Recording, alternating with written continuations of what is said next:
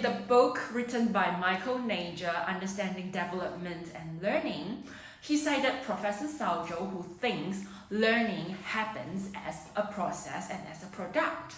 So, as a product means the information that we gain, the quantity of knowledge that we receive. It's about memorizing, it's about acquiring. So if we see learning as a process, it's about making sense and abstracting idea. I think it's the practical part of learning. It's how do we use the information that we received to understand, to experience it, and conceptualize what's really happening around us. Yeah.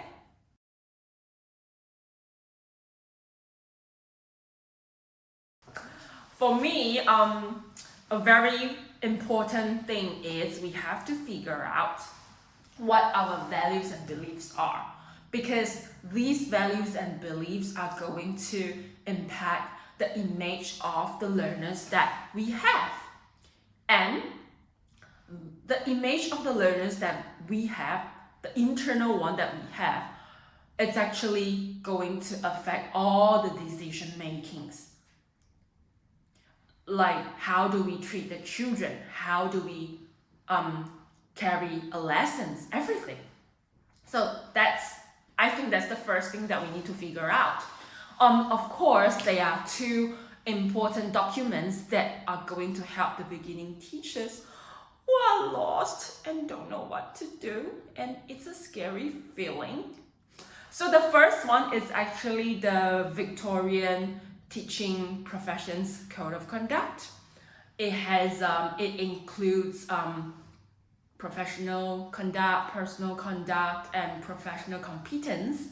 It's a set of guidelines that let us know how do we build appropriate and professional relationships with learners, parents, our communities, and our colleagues.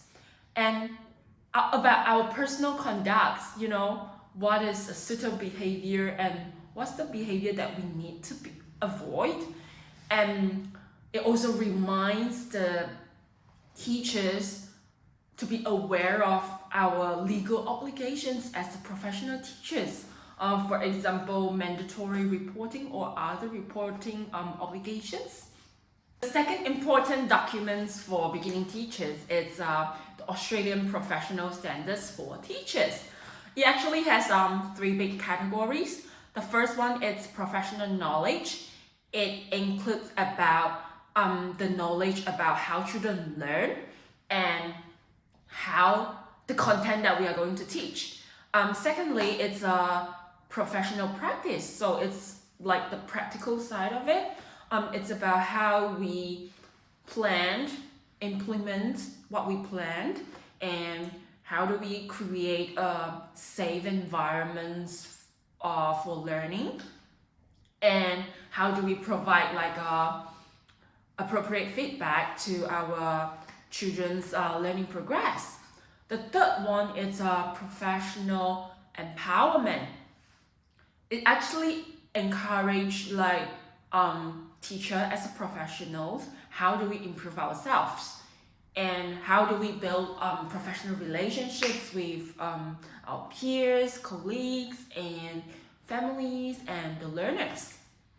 Yeah, so I think becoming a professional teacher, it's really a journey, a very long journey, and there are ups and downs throughout the journey, but that's a reminder for myself and for you. No matter what happened, a positive experience or a negative one, it's okay, because they are opportunities for us to learn. Peace.